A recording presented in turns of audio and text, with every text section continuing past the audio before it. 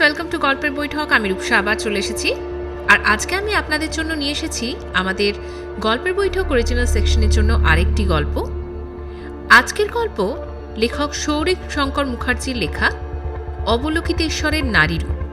এর আগে আমরা সৌরিকের লেখা আরেকটি গল্প শুনেছিলাম, হিরণ্যগর্ভের সন্ধানে।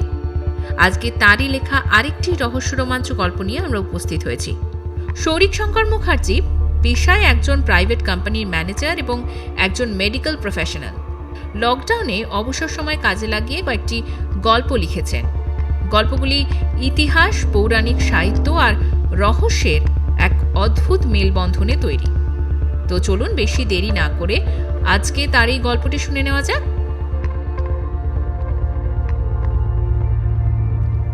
ঘরের ঠিক মাঝখানে দাঁড়িয়ে শব্দ কোথা থেকে আসছে বুঝতে চেষ্টা করেন ইন্দ্ররাজ ভট্টাচার্য।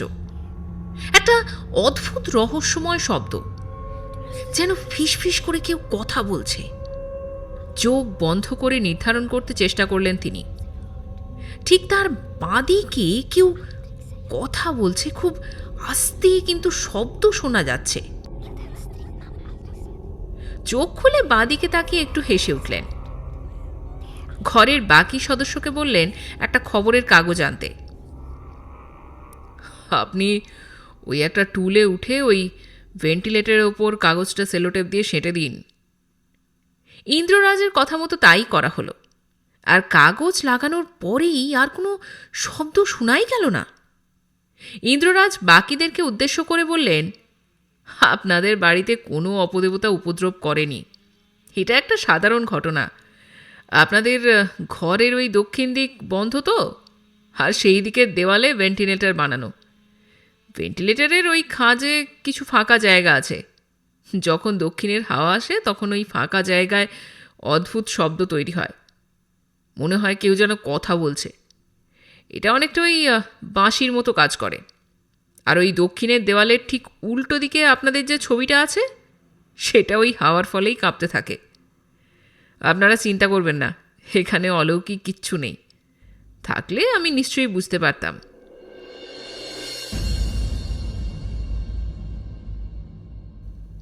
নিজের বাড়িতে এসে ফ্রেশ হয়ে লাইব্রেরিতে গিয়ে বসেন ইন্দ্ররাজ। ডায়েরি খুলে আজকের ঘটনা লিখতে শুরু করেন। ডায়েরি লেখার অভ্যেস তার ছোটবেলা থেকেই। আজকাল যত লোক তাকে ডেকে নিয়ে যায় অলৌকিক কিছু ঘটনার ভয়ে, তার বেশিরভাগ ক্ষেত্রেই লৌকিক জিনিস তার চোখে পড়ে। তার গুরুদেব তাকে শিখিয়ে দিয়েছিলেন আগে থেকে কিছু চিন্তা না করে প্রথমে না ভাবতে। কিভাবে ঘটনা ঘটছে, তার পেছনের যুক্তিটা কি। যখন কোনোভাবেই মন সায় দেবে না তখন অন্য কিছু চিন্তা করতে। এরকম করে আজ পর্যন্ত যে তিনি কত পরিবারের উপকার করেছেন তার হিসেব নেই। তবে অনেক কিছুর ক্ষেত্রে তার সাইকোলজি বিদ্যা কাজ করে না। সেই ক্ষেত্রে তাকে অন্য বিদ্যার সাহায্য নিতে হয়। 20 বছর আগে তার চিকিৎসাধীন রোগীকে কোনোভাবেই যখন ঠিক করা যাচ্ছে না, তখন তারই সামনে রোগীর পরিবার এক সাধু বাবাকে ধরে নিয়ে আসে। সেই সাধু বাবার অদ্ভুত কার্যকলাপ দেখে বিস্মিত হয়েছিলেন ইন্দ্ররাজ। 1 বছর ধরে চিকিৎসা করা রোগী 3 ঘন্টাতেই পুরোপুরি সুস্থ। তখন সেই সাধু বাবা তাকে বলেছিলেন, মানুষের চিকিৎসা বইয়ে পড়া যায়, কিন্তু গুপ্তবিদ্যা তো পড়া যায় না, শুধু অনুধাবন করা যায়। তারপর থেকে সেই সাধু বাবা এবং আরও অনেক সন্ন্যাসীর কাছ থেকে গুপ্তবিদ্যা শিখে শুধু মানুষের কল্যাণই করে গেছেন। কিছু ক্ষেত্রে তার শুধু বুদ্ধি কাজে লাগিয়ে অলৌকিককে লৌকিক করেছেন, আর কিছু ক্ষেত্রে অশুভকে শুভ করেছেন। তার জানা বিদ্যাকে গুপ্তবিদ্যা বলার কারণ হল এ এক বৃহৎ ও অতি প্রাচীন গুপ্ত বা লুপ্তপ্রায় বিষয়। তার গুরু তাকে বলেছিলেন, সাধকানাং হিতায়ার্থী ব্রহ্মণে রূপকল্পনা রূপং রূপ বিবর্জিতস্য ভবতো ধ্যানেন যদ বর্ণিতং। হে রূপহীন ঈশ্বর, ধ্যানে তোমার রূপ বর্ণনা করেছি। সাধকের হিতের জন্য ঈশ্বরের রূপ কল্পনা করা হয়েছে। এখানে ঈশ্বরের কোনো রূপ নেই। ধ্যান করলে প্রথমে যাকে দেখা যাবে সেই তোমার ঈশ্বর। যখন কাউকে দেখবে না, তখন জানবে যে এই সমস্যার সমাধান তোমার নিজের হাতে। আর যখন ধ্যানে দেখবে কালো রঙের লালে ছিট দেওয়া এক টুকরো কাপড়, তখন যাক সেসব কথা। কাজের লোক এসে একটা ভিজিটিং কার্ড দিয়ে গেল। সুবীর সরকার নামে একজন নাকি দেখা করতে এসেছে। কাজের লোকটিকে বললেন তাকে ভেতরে আনতে। লোকটির ভেতরে আসা আর সামনে চেয়ারে বসার ধরন দেখে বোঝা যায় যে ভদ্রলোক খুব চিন্তায় আছেন।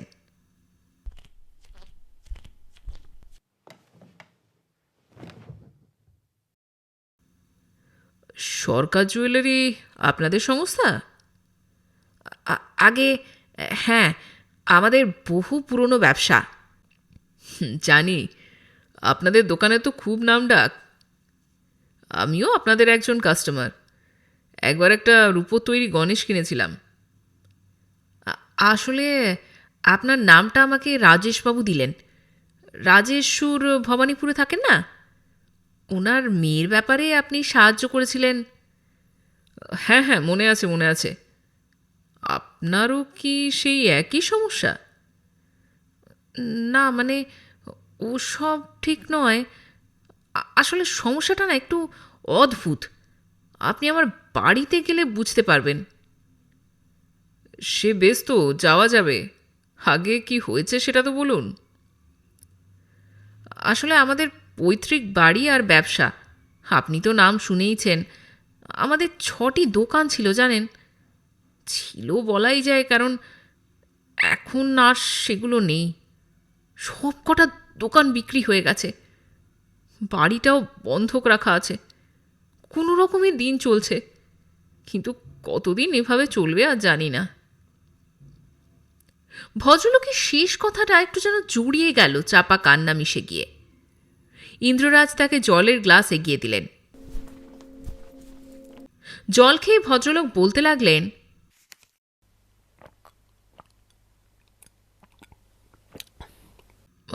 আসলে 2 বছর আগে আমাদের কলকাতার দোকানে একটা চুরি হয়। চুরিটা না একটু একটু অদ্ভুত। দোকানে সোনা গয়না কিছুই চুরি হয়নি, শুধু 3টে রূপোর মূর্তি চুরি হয়েছে। মূর্তিগুলো আমাদের পিতৃসূত্রে প্রাপ্ত। আর দোকানের মেঝেতে না লাল সিঁদুর দিয়ে কিসব একটা আঁকা ছিল। তারপর থেকে বিভিন্ন সব ঘটনা শুরু হয়েছে। প্রথমে দোকানের কর্মচারীদের নিয়ে সমস্যা, তারপর দোকানের জমির মালিকানা, আমার ছেলে নিয়ে পরিবারে অশান্তি। কত আর বলবো, এক এক করে সব শেষ হয়ে যাচ্ছে। আত্মীয়দের অনুরোধে প্রায় সব রকম চেষ্টা করেছি। বস্তুবিদ, তান্ত্রিক, কেউ কিচ্ছু করতে পারেনি।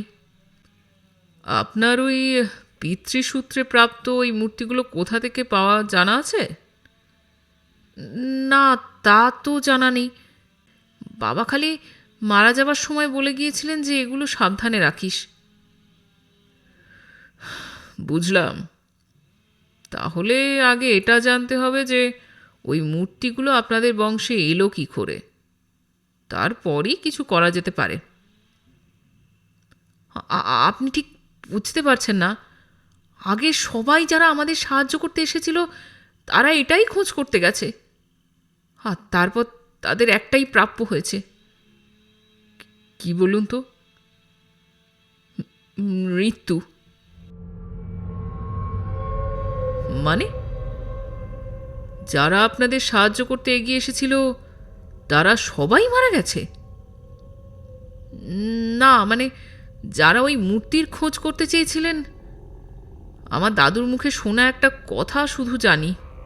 উনি বলতেন যে ওই মূর্তিগুলি নাকি সাধারণ নয়, ওতে নাকি কারোর প্রাণবন্ধন আছে।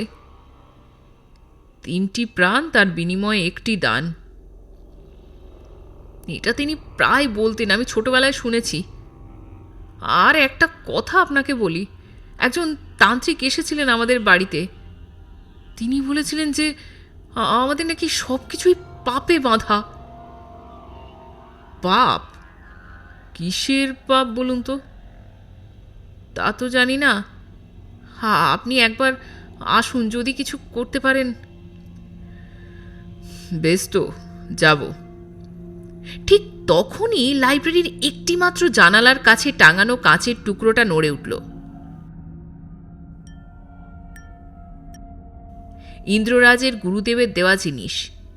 তিনি বলেছিলেন, যেদিন কোনো অদম্য অশুভ শক্তি তোর আত্মাকে শরীর থেকে নিতে আসবে, সেদিন ওই কাঁচের টুকরোটা ভেঙে যাবে। ঘরের ভেতর কোনো হাওয়া ছাড়াই কাঁচের টুকরোটা দুলতে লাগলো, যেন ঘরের ভেতর ঝড় উঠেছে, অথচ কোনো হাওয়া নেই। ইন্দ্ররাজ চোখ বন্ধ করলেন।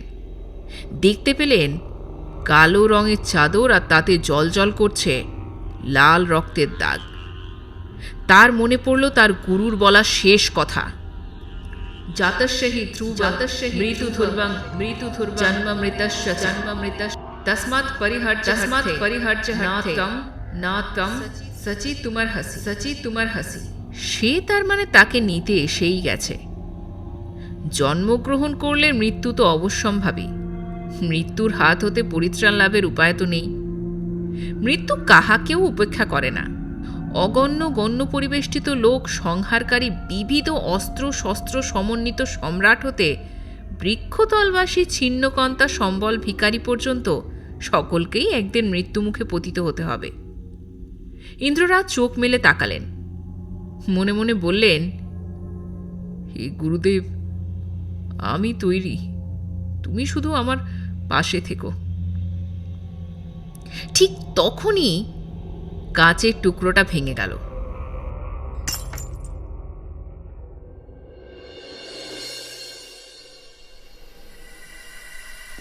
ইন্দ্ররাজ যখন সরকার বাড়ির মেইন গেট খুলে ভেতরে ঢুকছেন, তখন একটা ঠান্ডা হাওয়া তার গা ছুঁয়ে গেল।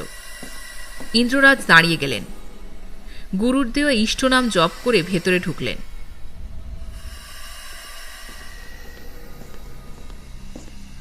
সুবীরবাবু, বাড়ির সবাইকে এক জায়গায় করেছেন তো? হ্যাঁ, আপনার কথা মতো বাড়ির সবাই বৈঠকখানায় বসে আছে। বাড়ির বৈঠকখানায় গিয়ে সবার সাথে পরিচয় হলো ইন্দ্ররাজের। সুবীর সরকারের স্ত্রী নীলিমা, তার একমাত্র ছেলে পলাশ, তার ভাই আবির সরকার, আর বাড়ির 2জন কাজের লোক। আসলে বাড়িতে 6 জন মোট কাজের লোক ছিল। এখন শুধু এরা 2জনেই আছে। বাকিরা তো সঠিক সময়ে পারিশ্রমিক না পেয়ে সবাই চলে গেছে। এরা আমার বাবার সময় থেকে আছে তো, এদের এটাই এখন ভিটে, তাই এরা কোথাও যাবে না। আচ্ছা, ওই মূর্তিগুলোর ছবির কথা বলেছিলেন, আছে? হ্যাঁ, ওই যে দেওয়ালে লাগানো, ঠাকুরদার সময় থেকেই লাগানো আছে। ওই দেওয়ালেই কি লাগানো ছিল নাকি পরে হয়েছে?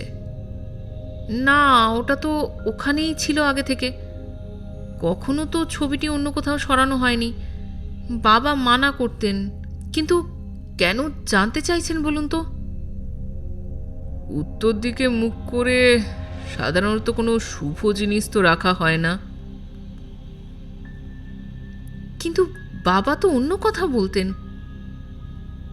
ইন্দ্ররাজ ছবির কাছে গেলেন। 3টি মূর্তি, তবে একটিও তার চেনা নয়।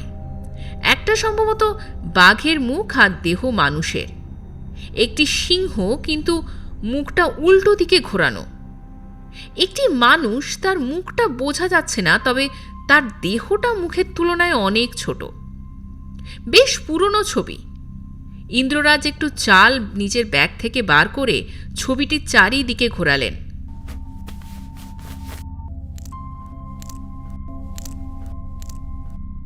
তারপরে সুবীর সরকারের সাথে বাড়ির বিভিন্ন অংশে চাল হাতের মুঠোয় নিয়ে ঘুরলেন। নিজের গলা থেকে রুদ্রাক্ষের মালা খুলে হাতে জড়িয়ে মনে মনে বললেন, পঞ্চতত্ত্ব আত্মকম কৃষ্ণং ভক্তরূপ স্বরূপকম ভক্ত অবতারং ভক্ত্যাখ্যম নমামি ভক্ত শক্তিকম।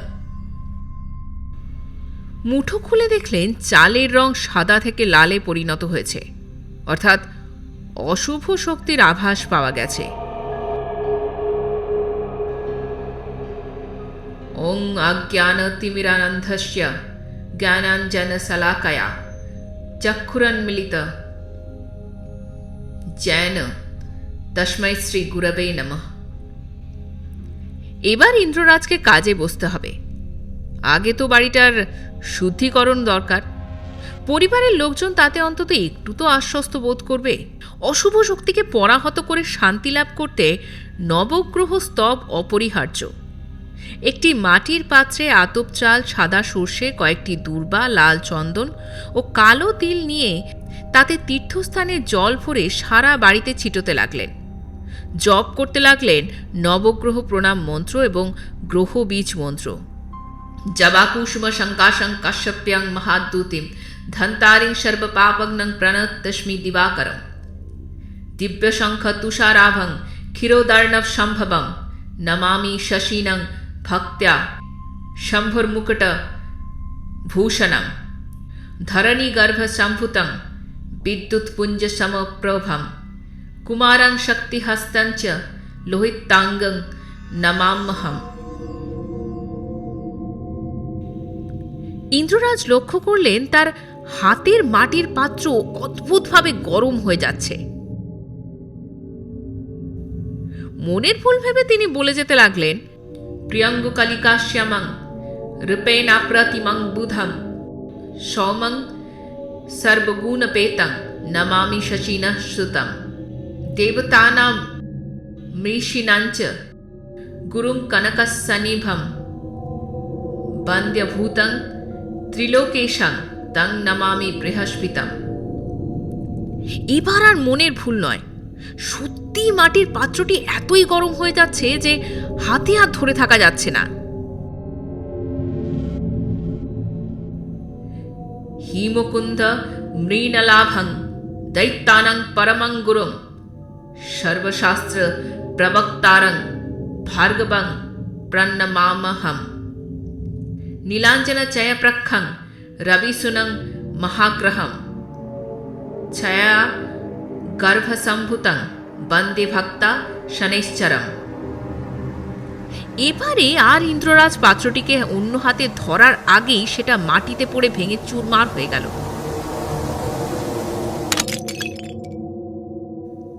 ইন্দ্ররাজ তার বুকে অসম্ভব যন্ত্রণা অনুভব করতে লাগলেন, যেন কেউ হাত দিয়ে তার হৃৎপিণ্ডটা চেপে ধরেছে। তিনি আর দাঁড়িয়ে থাকতে পারলেন না। যন্ত্রণায় ধীরে ধীরে তার চোখ বন্ধ হয়ে আসছে। সুবীর সরকার শুধু তাকিয়ে দেখছেন। এর আগেও এরকম একজনের হয়েছিল। তিনি তাদের বাড়িতে এসে হোম করতে বসেছিলেন। সুবীর সরকার ছেলেকে বললেন অ্যাম্বুলেন্স ডাকতে। তিনি সঙ্গে সঙ্গে এগিয়ে গেলেন ইন্দ্ররাজের কাছে। ইন্দ্ররাজ তার গলা থেকে রুদ্রাক্ষের মালাটা খোলবার চেষ্টা করছেন। সুবীর সরকারও সাহায্য করতে লাগলেন। আমার ব্যাগে একটা ঠিকানা আছে, সেখানে গিয়ে এই মালা আর আমার লেখাই চিঠিটা দেখাবেন। বাকিটা তারই ইচ্ছা। আপনার পরিবার পাপে বাঁধা, বেরোতে না পারলে শুধু ক্ষমা প্রার্থনা। আর কোনো কথা বেরোল না। ইন্দ্ররাজ ইহলোক ত্যাগ করলেন।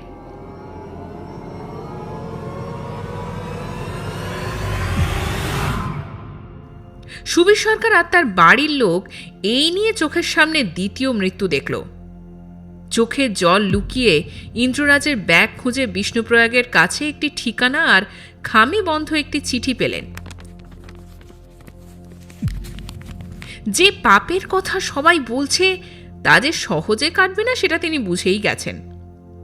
ইন্দ্ররাজ যে পাত্রটি ব্যবহার করেছিলেন সেটির ভেঙে যাওয়া টুকরোগুলি তুলে নিয়ে ছাদের এক কোণে রেখে দিতে চলে গেলেন।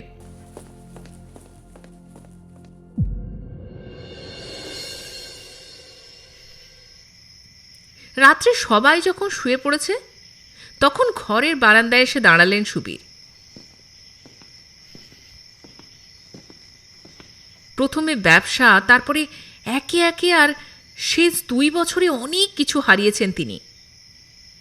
এখনো মনে পড়ে যে একদিন রাতের বেলা খসখস শব্দে তার ঘুম ভেঙে যায়। ঘরের বাইরে এসে দেখেন তার ভাইয়ের বউ নখ দিয়ে দেওয়াল আঁচড় দিচ্ছে।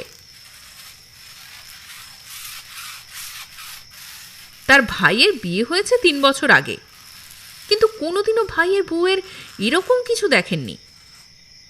ভাইয়ের ঘর পাশেই, ভাবলেন তাকে ডাকবেন।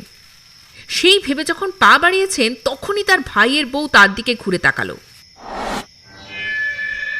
চোখ উল্টোনো, মুখ দিয়ে লালা পড়ছে, চুল খোলা। এক অজানা ভয় সুবীরকে আঁকড়ে ধরল। তার ভাইয়ের বউ তার দিকেই মুখ করে দাঁড়িয়ে আছে। তারপর আস্তে আস্তে এগিয়ে এসে তার ঠিক সামনে এসে দাঁড়ালো। সুবীর সরকার আর নড়তে পারছে না।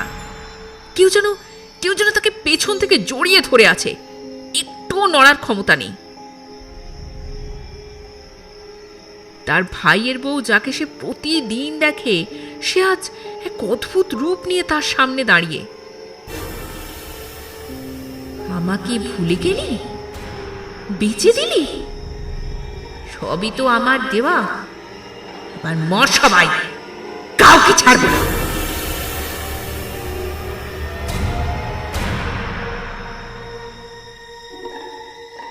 সুবীরের আর কিছুই মনে নেই। যখন চোখ খুলল তখন সে হাসপাতালে।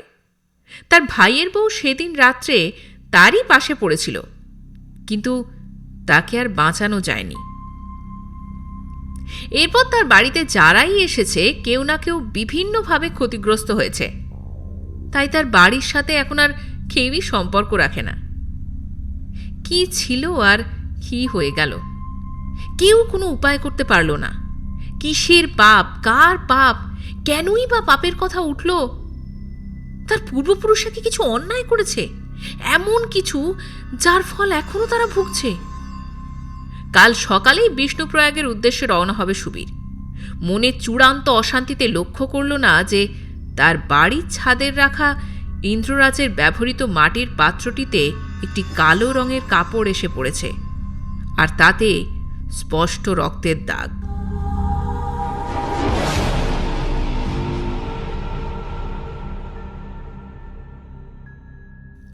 বিষ্ণুপ্রয়াগ অলকানন্দা আর ধৌলিগঙ্গার মিলনস্থল।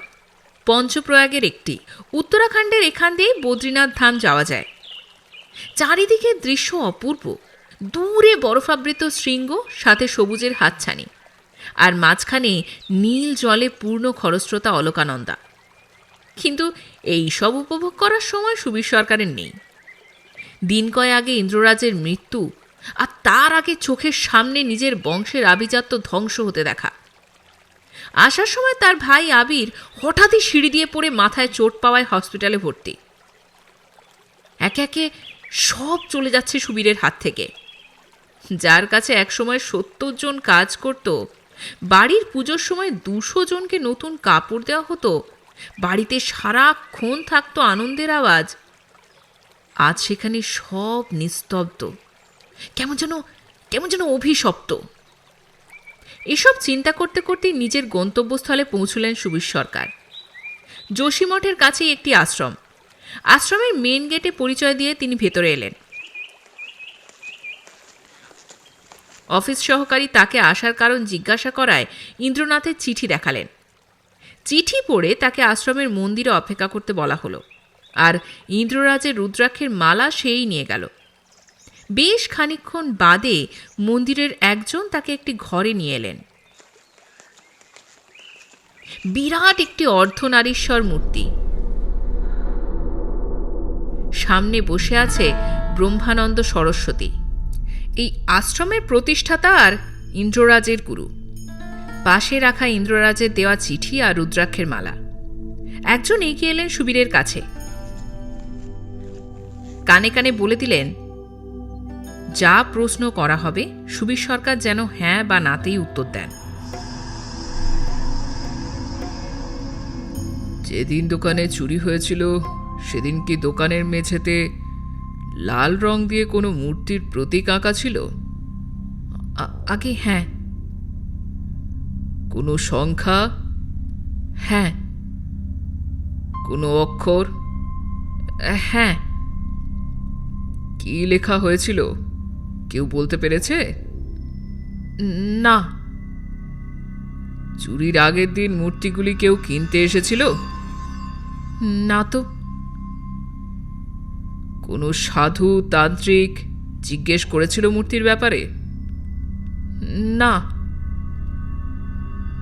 কোনো সাধু বা তান্ত্রিকের সাথে কোনো অশান্তি হয়েছিল চুরির আগে?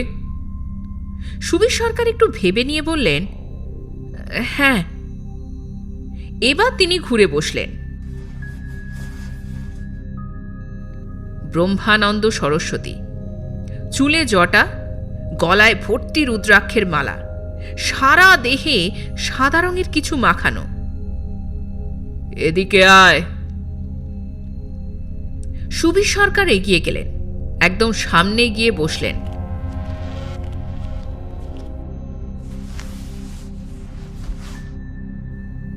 যার কাছে ঋণ নিয়েছিস তাকে তো শোধ দিতেই হবে। তোর পূর্বপুরুষ লোভের বশে এক পবিত্র আত্মাকে ভুল বুঝিয়ে তার থেকে সব নিয়েছে। এখন তার শোধ নেবার পালা। কেউ পারবে না তাকে হারাতে। আত্মা কখনো মৃত হয় না। তাকে আটকে রাখা ভুল ছাড়া আর কিছুই নয়। তোর বংশে সবাই মরবে, শুধু তুই ছাড়া। কারণ তুই এখন সেই আত্মার কাছে তোর পূর্বপুরুষের অংশ। যেদিন রাতে মূর্তিগুলি চুরি হয় সেদিন মূর্তিগুলির সাথে জড়িত একটি আত্মাকে বন্ধন থেকে মুক্ত করে দেওয়া হয়, আর তার সাথে কিছু তান্ত্রিক ক্রিয়ার সাহায্যে সেই আত্মাকে জানানো হয় যে তাকে লোভের উদ্দেশ্যে বিক্রি করে দেওয়া হয়েছে। এখন সেই আত্মা তোদের বংশ নাশ করতে চাইছে, আর আর সে সফলও হবে। কোনো উপায় কি কিছু করা যাবে না গুরুদেব? যাবে, একটা জায়গায় এর সমাধান আছে। গুহেশ্বরী মন্দিরে যা। হিন্দু শাক্ত ধর্মে মহাশক্তি, জাগ্রত সৃষ্টির আদি কারণ এবং জগতের প্রধান শক্তি। ওখানেই একজনের দেখা পাবি। যদি তোর ওপর তার দয়া হয় সেই তোকে বাঁচাবে। আমি কি বলবো তাকে? কিছু বলতে হবে না তো, সে তো সবই জানে রে। কে? একজোটি নীল তারা। একজোটি হলেন বৌদ্ধ ধর্মের 21 জন তারার অন্যতম। কিংবদন্তি অনুসারে তিনি অন্য সংস্কৃতি থেকে গৃহীত স্বর্গের এক দেবী। তান্ত্রিক গুরু পদ্মসম্ভব তার একটি চোখ বিদ্ধ করেছিলেন, যাতে তিনি দৈত্যদের বিজয়ে পদ্মসম্ভবকে আরও কার্যকরী উপায়ে সাহায্য করতে পারেন। গোপন মন্ত্রসমূহের রক্ষয়িত্রী এবং সকল বুদ্ধের মাতাদের মাতা, তিনি পূর্ণ ঐক্যের প্রতীক। তার নিজের মন্ত্রটিও গোপন। বজ্রযান শিক্ষার, বিশেষত আভ্যন্তরীণ তন্ত্রের রক্ষয়িত্রী। মন্ত্রের রক্ষয়িত্রী রূপে তিনি ধর্মানুশীলনকারীকে ডাকিনী বিদ্যার প্রতীকগুলি বিতারণে সাহায্য করেন এবং তন্ত্রপথে সাধনার যথাযথ সময় ও পরিবেশ নির্ণয় করেন। তিনি সযত্নে সকল ধর্মগ্রন্থ ও মন্ত্র সম্পূর্ণ অনুধাবন করতে পারেন। তোর পূর্বপুরুষ একসময় প্রাণের আহুতি দিয়েছিল। তার বিনিময়ে এক আত্মার কাছ থেকে চেয়েছিল নাম, যশ আর অর্থ। সেই আত্মা তোদের পরিবারের আর আগত বংশের রক্ষায় বন্ধন করা ছিল। যেদিন চুরি হয় সেদিন কেউ একজন সেই রক্ষার বন্ধন খুলে দেয়। এখন সেই আত্মাই তোদের বংশ নাশ করবে। এটাই ভবিতব্য। এখন এখন কি উপায়ে বাঁচবো আমরা? আমাদের রক্ষার উপায় কি? তার কাছে যা। তিনি প্রাথমিক শক্তির মূলগত অভিন্ন প্রকৃতির একজন প্রতিমূর্তি। তিনি দৃঢ় প্রতিজ্ঞার প্রতীক। ডান পা তিনি রাখেন মৃতদেহের ওপর। তার বজ্র হাসির মাধ্যমে দেখা যায় তার দ্বিখণ্ডিত জিহ্বা। গলায় নরমুণ্ডের মালা, গায়ে থাকে ব্যাঘ্র চর্ম। বোধির প্রতীক আগুন তাকে ঘিরে থাকে। একজোটি যখন যোগীদের কাছে আবির্ভূত হন তিনি ভয়ঙ্কর বেশে আসেন, তীক্ষ্ণ চিৎকারে কথা বলেন, তার চোখ জ্বলে। তিনি শ্যামবর্ণা ও গাঢ় নীল, তিনি ত্রিকোণাকার অগ্নিময় মণ্ডলে দণ্ডায়মান। ডান হাতে তিনি একটি ছিন্ন রক্তমাখা হৃদয় ধরে থাকেন। তিনি হলেন দয়া ও কার্যের একজন বোধিসত্ত্ব। তিনি হলেন অবলোকিতেশ্বরের নারী মূর্তি। সৃষ্টি উপাখ্যান অনুসারে তিনি অবলোকিতেশ্বরের চোখের জল থেকে উৎপন্ন হয়েছেন। তিনি নির্বাণদাত্রী রূপেও পরিচিত, কারণ তিনি সেই স্বর্গীয় দেবী যিনি সংসারের দুঃখে তপ্তদের কান্না শুনতে পান। তার কাছে তুই যা, তিনিই পারবেন। ব্রহ্মানন্দের আশ্রম সুবীর সরকারের রাতে থাকার ব্যবস্থা করে দিল। কাল সকালে তোকে বেরোতে হবে নেপালের গুহেশ্বরী মন্দিরের উদ্দেশ্যে। রাতে ঘুমের মধ্যে এক স্বপ্ন দেখলেন সুবীর। ঘর ভর্তি ধোঁয়া, একটি বিশাল বিগ্রহ, সামনে একজন বসে আছে। ঘরের ভেতর এক অদ্ভুত পরিবেশ। কেন এসেছিস সেখানে? লজ্জা করে না তোর? পাপ কাজ করেছিস আর এখন সেই পাপের থেকে মুক্তি চাইছিস? তুই নিজে তো মরবি না, কিন্তু তোর সব সব চলে যাবে। সব সব চলে যাবে? এখনো পর্যন্ত সবকিছুই চলে গেছে অনুপম সরকারের, অর্থাৎ সুবীর সরকারের ঠাকুরদা। তার মান সম্মান বিবেক সব কিছু। শুধু আছে তার বউ আর একমাত্র সন্তান। যদি কোনোভাবে শুধু তাদের বাঁচানো যায়, তাই তো এখানে আসা। তুই যাকে জাগিয়ে তুলেছিস সে কোনো সাধারণ আত্মা নয়। সে তোকে যা দেবে তার দ্বিগুণ করে নেবে। তুই কি ভেবেছিলি সে শুধু তোর জন্য এসেছে? সে এসেছে তার মুক্তি নিতে। তার কাজ যতক্ষণ না শেষ হচ্ছে সে থাকবে, আর তার মুক্তির পথ রক্তে রাঙানো। আমাকে বাঁচান, আমি ভুল করেছি, লোভ সামলাতে পারিনি। লোভ? তুই এক আত্মাকে জাগিয়েছিস, তাকে প্রাণের সন্ধান দেবার আশা দেখিয়েছিস, আর এখন সে প্রাণ না নিয়ে তো যাবে না। এখন উপায় একটাই, শুধু উনিই পারবেন। গুহেশ্বরী মন্দিরে যা। হিন্দু শাক্ত ধর্মে মহাশক্তি, জগৎ সৃষ্টির আদি কারণ এবং জগতের প্রধান শক্তি। ওখানেই একজনের দেখা পাবি। যদি তোর উপর তার দয়া হয়, সেই তোকে বাঁচাবে। মনে রাখবি, তার কাছেই আছে শেষ আশা। লোকটা সামনের বিগ্রহের কাছে কি যেন একটা হাত জোড় করে বলল। তারপর অনুপমের হাতে একটা নীল রঙের ফুল দিল। আর ঠিক তখনই জানালা দিয়ে একটা দমকা হাওয়া এসে ফুলটা অনুপমের হাত থেকে উড়িয়ে নিয়ে গেল।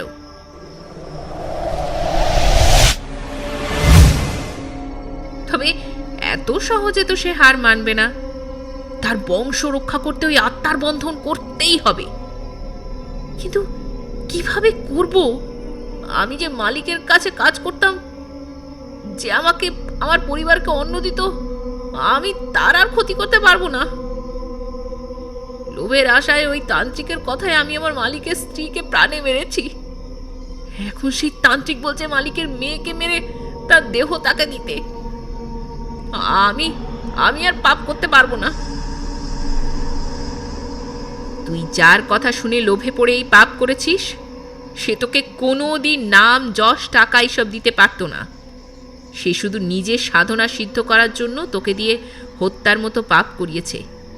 সে তার মন্ত্র বলে এক আত্মার মাধ্যমে আরেক আত্মার জন্ম দিয়েছে, আর সেই আত্মার জন্য চাই শরীর। সেই শরীরে ওই আত্মা প্রবেশ করিয়ে সে পিশাচের জন্ম দেবে, তবেই তার কার্য সম্পন্ন হবে, আর সাথে শেষ করবে তোর বংশ। এখন তবে উপায়? তুই যাকে হত্যা করেছিস তার আত্মাকে বন্ধন করে রাখতে হবে, যাতে সে অন্য শরীরে প্রবেশ না করতে পারে। তোর কাছেই সে থাকবে, সে তোর জন্য সব করবে, তোর আশা স্বপ্ন সেই পূরণ করবে। কিন্তু মনে রাখিস, তার যেন কোনো ক্ষতি না হয়। তাকে 3টি মূর্তির মধ্যে আবদ্ধ করে তোকে দেব, কোনোভাবে যেন তা অন্যের হাতে না যায়। তোর বংশ যতদিন থাকবে ততদিন পর্যন্ত এই মূর্তিগুলোর ভেতর আত্মা বন্ধন হয়ে থাকবে। তুই আর তোর বংশ পরম্পরায় সব সুখ ভোগ করবি যতদিন সে তোদের কাছে থাকবে। আর আর গুহেশ্বরী মন্দির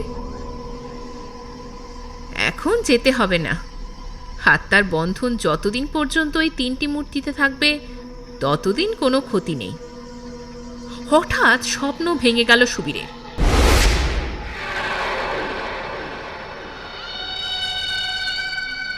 সে যা দেখল তা কি সত্যি?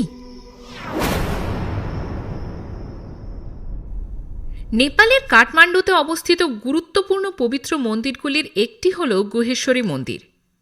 এটি আদি শক্তি বা মহাশক্তির মন্দির। কথিত আছে গুহেশ্বরী মন্দিরটি পশুপতিনাথ মন্দিরের শক্তি। গুহ ও ঈশ্বরী সন্ধিযুক্ত হয়ে গুহেশ্বরী নামটি গঠন করেছে। ব্রহ্মাণ্ড পুরাণের ললিতা সহস্রনাম অধ্যায় ললিতা দেবীর উল্লিখিত সহস্র নামের মধ্যে 707তম নামটি হচ্ছে গুহরূপিণী, যার অর্থ যে দেবীর মাহাত্ম্য মানুষের উপলব্ধির বাইরে এবং যা গুপ্ত। মতান্তরে নামটি ষোড়শী মন্ত্রের ষোড়শ অক্ষর হতে উদ্ভূত। নব বজ্রযান বৌদ্ধগণ গুহেশ্বরীকে বজ্রবারাহী রূপে পবিত্র বজ্রযোগিনী দেবী হিসেবে বিবেচনা করেন, যার অবস্থান স্বয়ম্ভূনাথ স্তূপ ধারণকারী পৌরাণিক পদ্মের মূলে এবং যা কাঠমান্ডুর প্রাকৃতিক নাভিরজ্জু।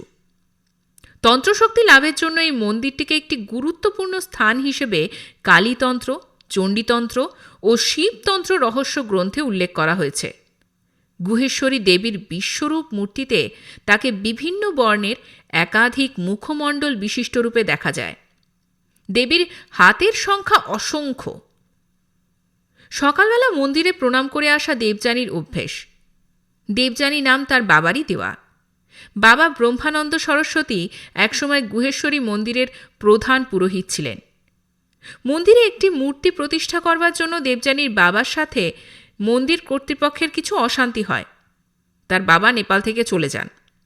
সাথে মেয়েকে নিয়ে যেতে চেয়েছিলেন, কিন্তু দেবযানী যাননি। কি জানে কি ছিল তার মনে।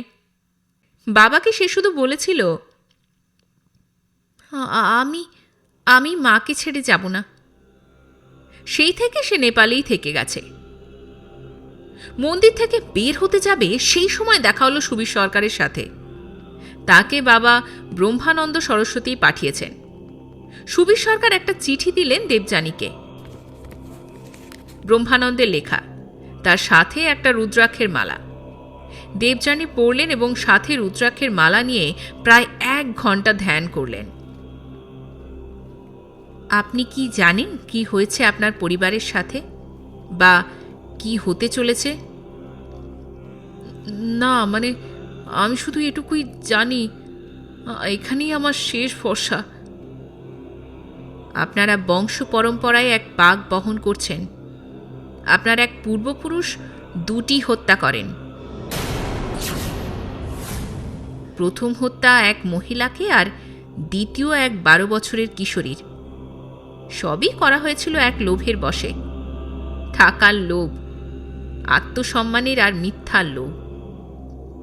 একজনকে মেরে তার আত্মার 3টি টুকরো করা হয়। তারপর আরেকজনকে মেরে সেই আত্মার শান্তি কামনা করা হয়। সেই আত্মাকে বন্ধন দিয়ে রাখা আর তাকে মিথ্যে প্রতিশ্রুতি দিয়ে বলা হয় একদিন তাকে মুক্ত করে দেহ দান করা হবে। যখন সেই আত্মা দেহ পাবে তখন সে হবে অবিনশ্বর। তার পরিবর্তে তাকে শুধু একটা কাজই করতে হবে, আর সেটা হলো অবিনশ্বর দেহের পরিবর্তে নাম, যশ আর সম্পত্তি। আপনার পূর্বপুরুষ তো শুধু হত্যা নয়, তার থেকেও নীচ কাজ করেছে। কিন্তু আমি তো করিনি। আমি বা আমার পরিবারের কেউ কখনো কারোর ক্ষতি চাইনি। এটা তো বংশ পরম্পরায় জড়িত। তবে যেহেতু আপনার পূর্বপুরুষ সেই পাপ কাজ তার অজ্ঞাতে করেছে, তাই আপনার উপর মায়ের কৃপা হতেও পারে। কিন্তু মনে রাখবেন, ইচ্ছা সম্পূর্ণ তার। আপনাদের কেউ কোনো ক্ষতি করতে চেয়েছে। কে বলুন তো? আচ্ছা, কেউ কি আপনাদের কাছে সাহায্য চাইতে এসেছিল? সেই ওই সাহায্য না পেয়ে ওই আত্মার বন্ধন মুক্ত করে দেয়। তার সাথে তাকে সংকেত বাক্যতে বলে যে তাকে তার কাছে বিক্রি করে দেওয়া হয়েছে। আপনি এত সব জানলেন কিভাবে? রুদ্রাক্ষের মালা থেকে। এই মালাতে এক আশীর্বাদ আছে জানেন। যে এই মালা ধারণ করে সে নিজে সবটা না জানলেও পারিপার্শ্বিক সমস্ত ঘটনা এই মালার মধ্যে আবদ্ধ হয়ে যায়। এবার আমি কি করব?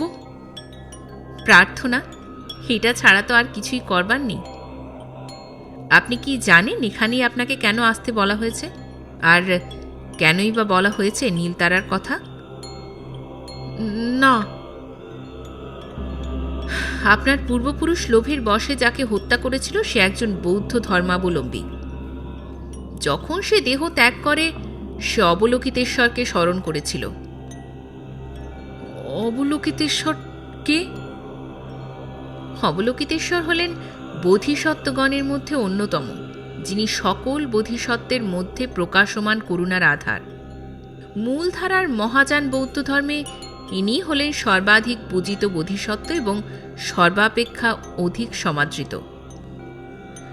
অবলোকিতেশ্বর বোধিসত্ত্ব প্রতিজ্ঞা করেছিলেন যে যতক্ষণ এই পৃথিবীতে একটিও প্রাণী বদ্ধ থাকবে, ততক্ষণ তিনি নির্বাণ লাভ করবেন না। বজ্রযান ধর্মগ্রন্থ অনুসারে তিব্বতী কাঙ্গুর প্রথায় প্রায় 500টি তন্ত্র রয়েছে। ক্রিয়াতন্ত্র, চর্যাতন্ত্র, যোগতন্ত্র, অনুত্তরতন্ত্র এর মধ্যে প্রধান। যোগতন্ত্র অনুসারে পঞ্চধ্যানী বুদ্ধের অর্থাৎ বিরোচন, অমিতাভ, অক্ষোভ্য, রত্নসম্ভব ও অমোঘ সিদ্ধির ওপর গুরুত্ব আরোপ করে। মন্ত্রতান্ত্রিক প্রথার এক প্রধান দেবী হলেন একজোটি বা নীলতারা। ইনি ক্রোধের পরিবর্তনের সঙ্গে যুক্ত। তিব্বতী বৌদ্ধ ধর্মে অবলোকিতেশ্বর বোধিসত্ত্বের নারীরূপ। আমাদের হিন্দু ধর্মে যেমন 10 মহাবিদ্যার মধ্যে তারা আছে, বৌদ্ধ ধর্মেও তারা আছে। আসলে তারা একজন তান্ত্রিক ধ্যান দেবী। আপনাকে সেই নির্বাণ দাত্রীর কাছে প্রার্থনা করতে হবে, কারণ তিনি সেই স্বর্গীয় দেবী যিনি সংসারের দুঃখে তপ্তদের কান্না শুনতে পান। কবে যাব তার কাছে? আজ সন্ধেবেলাই আসুন, মায়ের আরতির সময় আপনাকে নিয়ে যাব। মন থেকে প্রার্থনা করবেন। মা যদি চান, সব ঠিক হয়ে যাবে। 3টি মূর্তি দোকান থেকে নিয়ে এসে মহা বিপদে পড়া গেছে। কোনো এক অদ্ভুত তন্ত্রের বলে মূর্তির ভেতরে যে একটা আত্মাকে বন্ধন করে রাখা ছিল, সেটা প্রথম দিন দেখেই বুঝতে পেরেছিলেন মুক্তনাথ আচার্য। পরে 3 জন লোকের সাহায্যে দোকানে ঢুকে মূর্তিগুলিকে নিয়ে এক তান্ত্রিক ক্রিয়া সম্পন্ন করেন। মূর্তির ভেতরের আত্মাকে তাকে আটকানোর কারণ আর বিক্রি করে দেবার কথা শুনিয়ে নিয়ে আসেন তার কাছে। এখন সেই আত্মাই মুক্তি চাইছে, কিন্তু মুক্ত করবেন কিভাবে? সেই আত্মা সরকার পরিবারের যথেষ্ট ক্ষতি করেছে, আর করবেও। তবে ব্যাপার যে এতটা বিপজ্জনক হবে সেটা ভাবা যায়নি। আবির সরকার তাকে ভালোই টাকা দিয়েছিলেন সুবীর সরকারকে মারার জন্য। সুবীর মরে গেলে সব সম্পত্তি তার হবে। মুক্তনাথ ভেবেছিলেন যখন বন্ধনযুক্ত আত্মা তাদের পরিবারের সাথে যুক্ত, ততদিন কিছু করে লাভ নেই। তাই আগে ওই আত্মার বন্ধন খুলতে হবে, আর সেটা করতেই বিপদ হলো। আত্মা বন্ধন থেকে বেরোতেই সরকার পরিবার প্রায় শেষের পথে, এমনকি আবির সরকারও হাসপাতালে।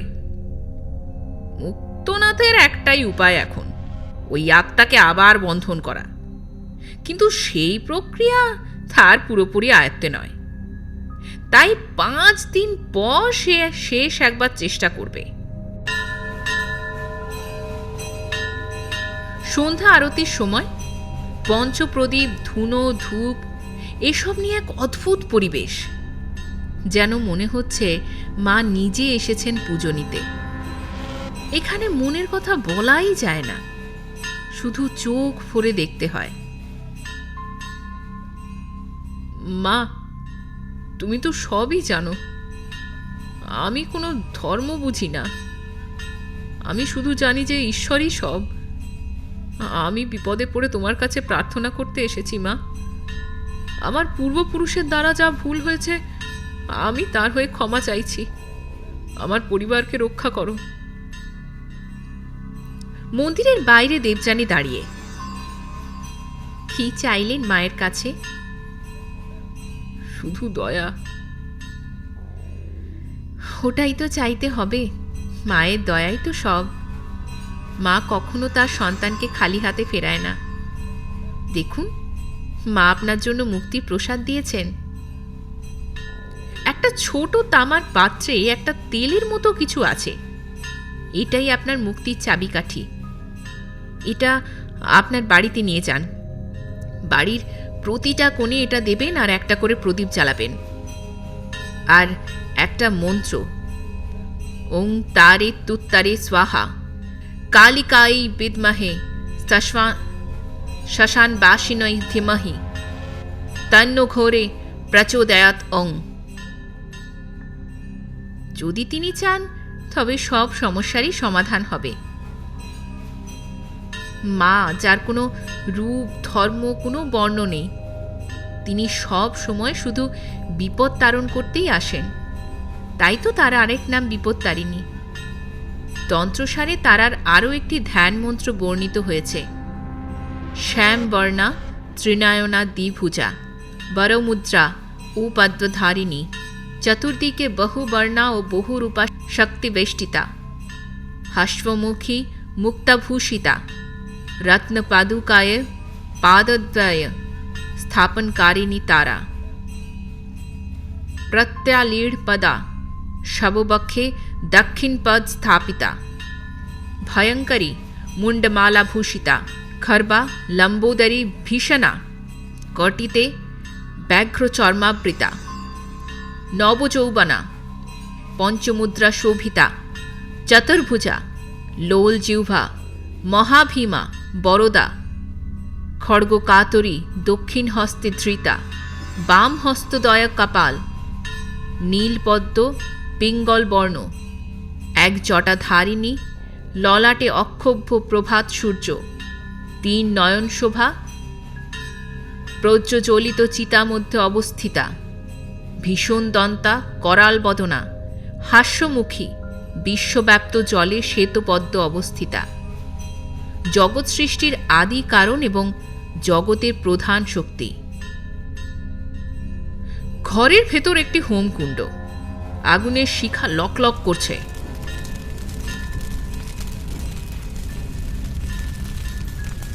মুক্তনাথ আচার্য শেষ একবার চেষ্টা করছে আত্মাকে বন্ধন করার। প্রেতাত্মা হলো এমন একটি আত্মা যা পরমাত্মার কাছে ফিরে যাবার পথ খুঁজে পাচ্ছে না বা কর্মফলজনিত কারণে দীর্ঘ সময় সাজা ভুগছে। তাকে একটা বস্তুতে বন্ধন করা সাধারণ কাজ নয়, অনেক উচ্চ স্তরের তন্ত্রবিদ্যা এটি। মনে মনে তন্ত্র উচ্চারণ করেই চলেছেন মুক্তনাথ। সামনে রাখা 3টি মূর্তি, এখনো পর্যন্ত তাতে কোনো রকম অস্বাভাবিক কিচ্ছু দেখা যায়নি। আবার প্রথম থেকে শুরু করলেন মুক্তনাথ। হঠাৎ করে একটি মূর্তি নড়ে উঠল। মুক্তনাথ সেটা লক্ষ্য করে আবার বলতে লাগলো বন্ধন মন্ত্র। এবার 3টি মূর্তি একসঙ্গে নড়ে উঠল। মুক্তনাথ তাহলে সফল হলেন। এবার তো আর একটি প্রক্রিয়া করলেই সব একেবারে হাতের মুঠোয়। কিন্তু না, তাকে অবাক করে দিয়ে একটা সাদা রঙের অবয়ব তৈরি হলো।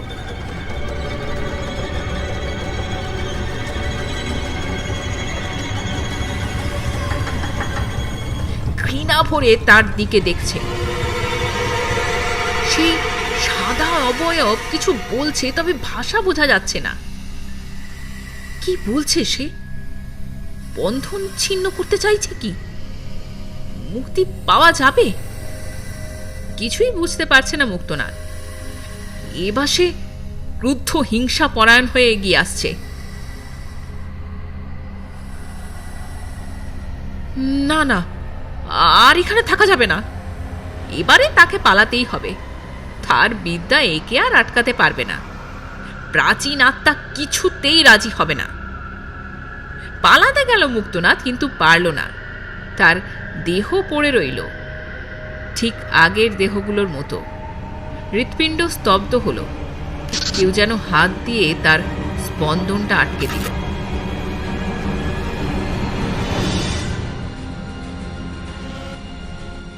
এখানের কাজ শেষ।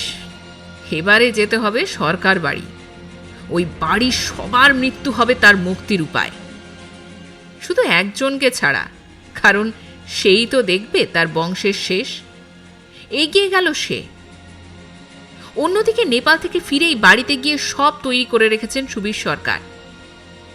এটাই তো তার শেষ আশা, আর তার বন্ধন আর তার মুক্তি, এটার ওপরেই সব নির্ভর করছে।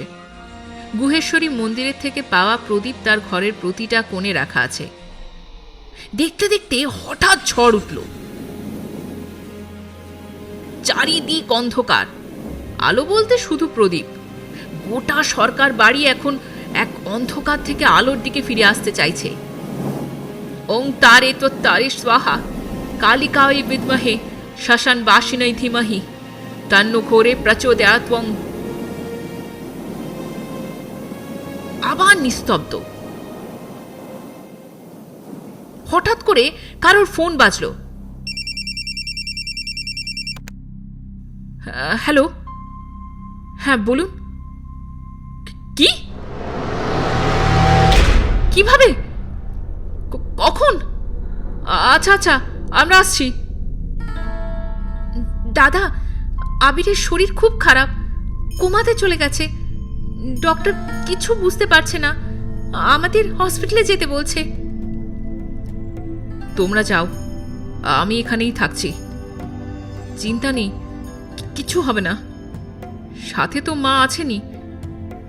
সুবীর সরকার মনে মনে ভাবলেন, পাপের শাস্তি, এটাই তো হওয়া স্বাভাবিক। এবার সুবীর সরকার সম্পূর্ণ একা, তার সাথে আর কেউ নেই। সারা বাড়ি ঘিরে প্রদীপ ছাড়া আর কেউ সাথে নেই। কিন্তু কি বা করবেন? এই যুদ্ধ তো শুধু তার নয়, সবার। তার পূর্বপুরুষের ভুল সে এখন শুধরানোর চেষ্টা করছে। আচ্ছা, যদি কোনো ভুল করেও থাকে, সেটাকে কি সবসময় মিথ্যে দিয়েই চাপা দিতে হবে? সত্যি কি এতটাই কঠিন? হঠাৎই টিকটিক করে একটা শব্দ। কিসের আওয়াজ? সুবীর সরকার সিঁড়ির কাছে গেল।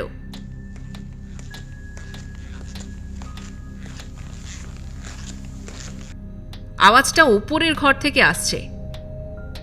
সেই ঘরেই তো বাবা থাকতো, কিন্তু বাড়িতে তো কেউ নেই। তাহলে ওপরে কে? সে নয় তো।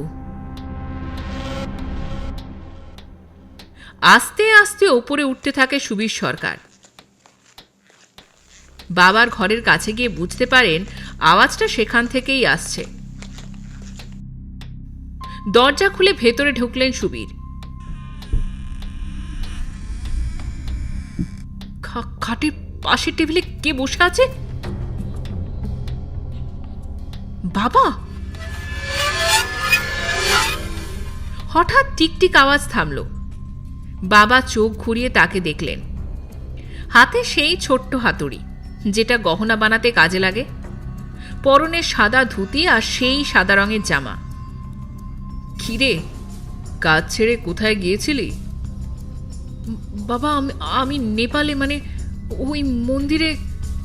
তুমি কিভাবে? আমি তো দেখতে এলাম রে, তুই কেমন আছিস।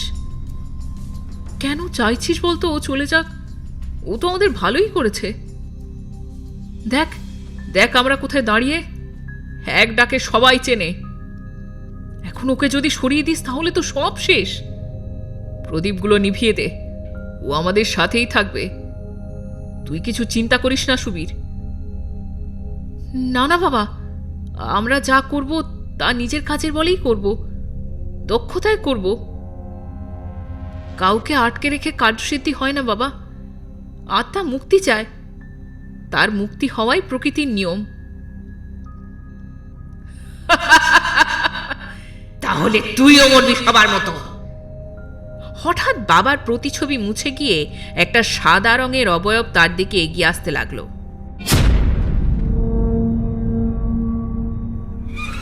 এটা কি? সুবীর সরকার নিজের চোখেই বিশ্বাস করতে পারছে না। একটা একটা সাদা অবয়ব, তার নেই কোনো শরীর, শুধু শুধু দেখা যাচ্ছে একটা ঘৃণা ভরা চোখ। আপনাকে মুক্তি দিবি? আমাকে বেঁচে দিয়েছিস লোভের বশবর্তী হয়ে। তোর বংশ লোভী, কিচ্ছু থাকবে না তোর। সব সব শেষ করে দেব। কেন? আমার পরিবারে কে তোমার ক্ষতি করেছে? তুমি তো আমাদের আরাধ্য ছিলে। না, তোরা শুধু লোভের বশবর্তী হয়ে আমার আরাধনা করেছিস। মুক্তি আমি নেব, কিন্তু সেটা তোদের বংশ শেষ করে। তোদের মুক্তির দয়া আমার চাই না। তাহলে তাহলে মায়ের ইচ্ছেতেই তোমার মুক্তি হোক। ওং তারে তু তারে তারে স্বাহা, কালিকাই বিদ্মহে শ্মশান বাসিনৈ ধীমহি তান্ন ঘোরে প্রচোদয়াৎ। ঠিক তখনই একটা হাওয়া এলো, একেবারে দমকা হাওয়া। সেই হাওয়ায় সাদা অবয়বের কোনো অস্তিত্বই থাকলো না। প্রত্যেকটা প্রদীপ নেভার চেষ্টা করছে, কিন্তু পারছে না। কেউ যেন হাতের আড়াল করে রেখেছে। হাওয়ার বেগ বাড়তে থাকলো। সরকার বাড়ি যেন পুরো নিস্তব্ধ, শুধু হাওয়ার আওয়াজ আর চেষ্টা প্রদীপের আলো নেভানোর। সুবীরবাবু এগিয়ে গেলেন সেই 3 মূর্তির ছবির কাছে।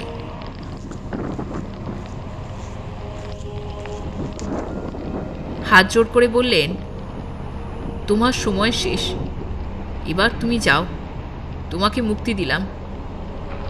আমার বংশের পাপ ক্ষমা করো। তোমার বন্ধন থেকে আজ তুমি মুক্ত। এই নাও তোমার সব দান, আমি নিজের ইচ্ছে তোমাকে ফেরত দিলাম।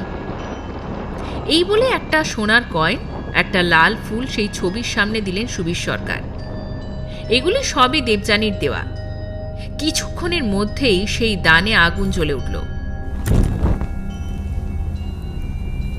বাড়ির কোনায় দেওয়া প্রত্যেকটা প্রদীপ নিভে গেল, আর সাথে শোনা গেল একটা আর্তনাদ। কারোর যেন মুক্তি হলো। সুবীর সরকার বলল, মা, তোমার দেওয়া আশীর্বাদ আমার উপরে থাকবে, কিন্তু আমি কথা দিলাম মা, কর্ম করব, কোনো রকম ফলের আশা না করে শুধু কাজ করব। ঠিক হলে আশীর্বাদ, আর ভুল হলে অভিশাপ।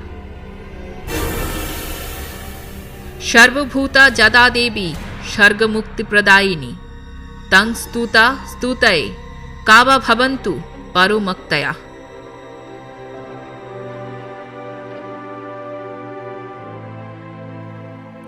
আপনারা শুনছিলেন লেখক সৌরিক শঙ্কর মুখার্জির লেখা অবলোকিতেশ্বরের নারীরূপ গল্পটি।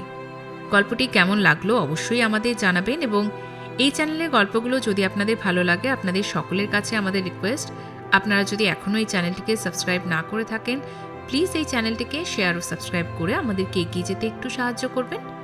আজ তবে এ পর্যন্তই, পরে আবার দেখা হচ্ছে অন্য একটি গল্পের সঙ্গে। নমস্কার।